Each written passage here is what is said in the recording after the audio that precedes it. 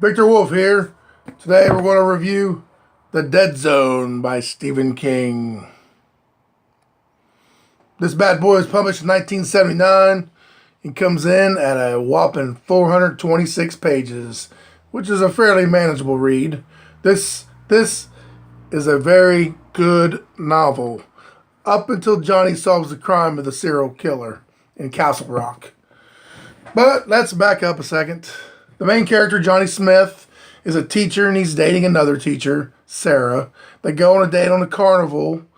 I love the Wheel of Fortune scenes in the beginning of this, where Johnny kept guessing the correct number and getting richer and richer, making the guy really upset.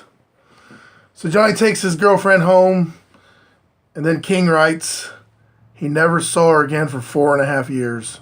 And you're like, what? He takes a taxi home and ends up getting in a serious car accident that leaves him in a coma for 4.5 years. When he wakes, he discovers that he has a psychic ability to see into one's future just by touching them. Something he says comes from the dead zone. Sometimes it works, sometimes it doesn't. Sheriff Bannerman wants Johnny's help in catching a serial killer and says that God has blessed him with a tremendous ability that he should be thankful and use it. Johnny fires back. God's a real prince. He knocked me through the windshield of a cab and broke my legs and spent 4.5 years in a coma. The girl I loved got married and had the son that should have been mine. Yeah, he's a real prince. During the first half of this book, there is some medical technical jargon that sort of bogs down the story, but not too bad. The serial killer sequence was pretty good, but way too short. I think that definitely could have been more involved. After the murders were solved, we get to the second half of the book, the part about Greg Stilson, the current mayor on his way to the top of Washington politics.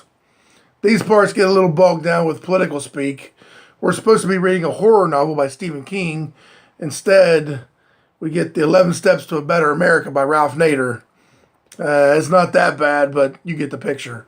I really love the end scenes of this book and the moral question the novel asks. If you knew you were going to die, would you murder someone to save the world? That is Johnny Smith's dilemma.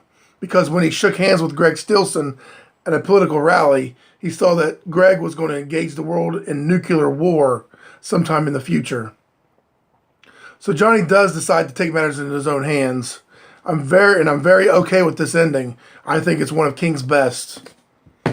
Also, like to make you aware that this is my latest short story publication in Dark Gothic Resurrection. It's in the Spring 2018 edition. You can see my name right there at the top. Awesome. Also, real quick, the two novels that I had published, Black Mountain and The Religion, picked them up at Amazon. So back to The Dead Zone. This is a very good book. It's not the top 10, but definitely in the top 15, in my opinion. So I give this book an 8 out of 10 and definitely recommend it.